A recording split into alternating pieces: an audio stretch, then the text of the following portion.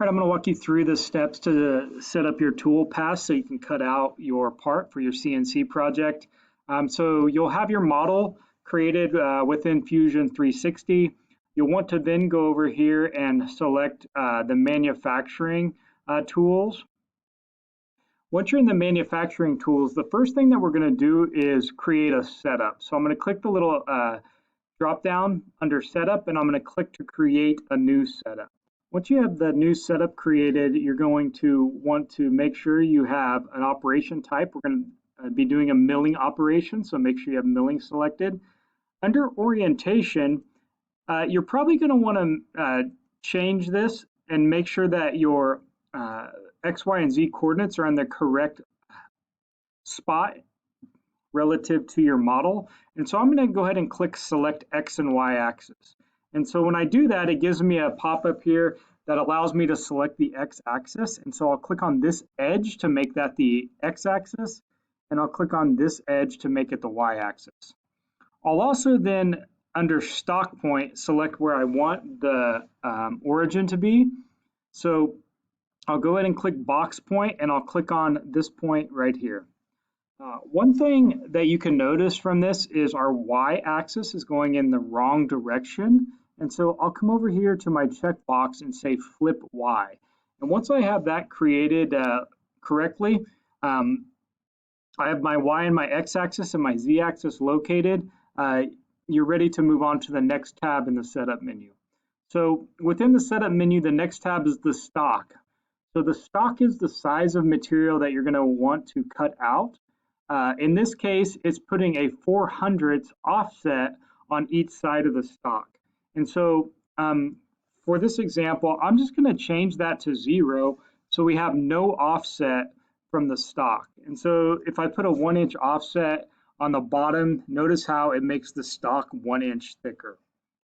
Again, if I put a 1-inch side offset, you can see how it's made the offset of the side of each side 1 inch.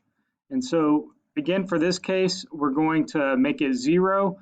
The machine is going to start reading from the corner of our point then. All right. The last part of this is the post process. We're not going to worry about this right now, so I'm going to go ahead and click OK. Once we have that finished up, we are going to be choosing our tool path to cut out the geometry that we need to cut out. And so we have many different tool paths we can use for this. We won't go into depth of these different tool passes and tools in this short tutorial, but just understand there are multiple different types of tool paths for different reasons, and you use them for different applications. And in our case, we're going to go ahead and select adaptive clearing. And what the adaptive clearing tool path or tool type is going to allow us to do is to efficiently cut out our parts and also cut them out so there's not going to be a lot of finish work involved with them. And so under tools, the first tab on the adaptive tool path, adaptive clearing tool path, I'm going to go ahead and click select to select my tool. For this, we're going to use a 1/4 inch end mill. And so go ahead and make sure you select that end mill from your tool library. And then you can see that the tool comes into your model. So we can see where that tool is located. We're going to allow all the feed and speed rates for this tool to be preset based on the manufacturer's recommendations. And so those are all preset for you. Under the coolant type, we want to make sure our coolant is disabled. The machine we'll be using to mill our part does not have coolant. So we'll make sure that's disabled. We'll go ahead and click on geometry next. If you notice, we're going to want to have stock contours selected and rest machining selected. We can then click on the heights, and this is going to show us the different heights of our machine. And so if you notice, this light blue layer gives us the top of our part. We have a retract of 2/10 of an inch. And so that's where the tool is going to retract, and a clearance of 6/10. And so the 2/10 plus the 4/10 gives us a total clearance of 6/10 of an inch, where that is where the tool is going to come up. That's going to be the highest spot. And so that's just informational for you. It's all fine for what we're doing. I'll go ahead and click passes next. We are going to create a maximum roughing step down. We're going to select that.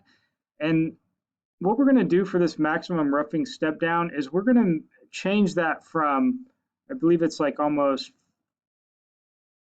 4/10 of an inch, 39 hundredths. We'll go ahead and change that to a 1/4 inch. And so I'm going to make that maximum roughing step down a 1/4 inch. And so what that's going to do is it's going to, when it's roughing out the part, doing the roughing passes, it's going to step down a 1/4 inch at a time. On our fine step down, we're going to change that to 5 thousandths. And that 5 thousandths is going to give us a very fine finish, because it's going to step down, the tool is going to step down 5 thousandths at a time. And so once you have those selected, you can go ahead and click OK. When you do that, you notice that it starts generating the tool path here under your setup that we've created within Fusion. Depending on the geometry of your part, it might take quite a while for that tool path to generate. Once it's generated, you'll see it complete. Your part will turn green, and you can kind of see the different tools paths that it's going to run through here. If I go ahead and right click on the actual adaptive clearing toolpath, I can click simulate. And if I click the play button, it's going to simulate the cutting out of our part the way we want it. And so you can see how this part is being cut out.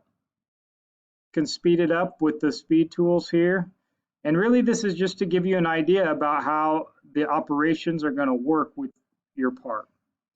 All of that looked good for what we're going to be doing for this part, and so I'm going to go ahead and right click over here. I'll hit escape first to clear that, and I'll right click on the tool path, and then I'll go ahead and select post process. What the post process is going to do is it's going to actually generate that code that you need based on the machine you're going to be cutting out your part on.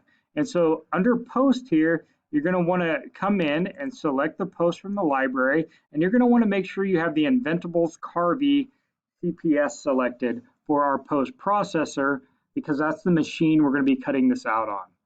Under program name, let's go ahead and name this. Name it your first initial and then your last name. And then you can use the abbreviation PH for phone caddy. And then you're going to want to make sure you save this code to somewhere where you have access to it on your computer. And so I'm going to go ahead and click post, and it's going to post that code. And then I will save it somewhere that I have access to on my computer. So I found my code here. I'm going to go ahead and open that in Notepad just to show you this is the actual code that our machine is going to be using to cut out the part. And so you can see all of that code here.